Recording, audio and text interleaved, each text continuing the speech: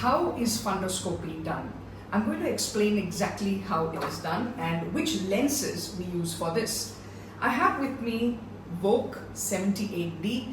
This is meant to see the center of the retina. If I want to see the periphery of the retina, I can use a Voke digital wide field lens. Now, how do we ask the patient to sit? First of all, the chin has to rest at the slit lamp, the forehead has to touch, and make sure that the slit is at the correct level.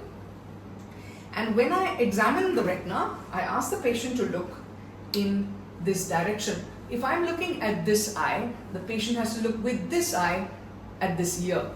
So when I look at the retina, I will be able to see the optic disc and the central portion, which is the macula. Similarly, when I look at this eye, the patient has to look with this eye to this ear. And when I look at the retina, again I can see the central retina, which is the optic disc and the macula. If I want to see the periphery of the retina, I ask the patient to look in that particular direction. So now, if the patient has to look up, please look up. When the patient looks up, what I can see with this lens is the superior portion of the retina. If the patient looks down, I can see the inferior portion of the retina. Again, if the patient looks to her right, I will be able to see the nasal portion of this eye. And this direction, I will be able to see the temporal portion of the retina. Please sit back.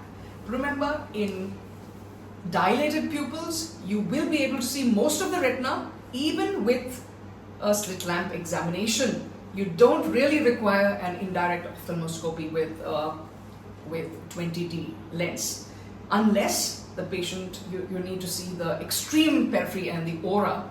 You can get away with examining with just this lens.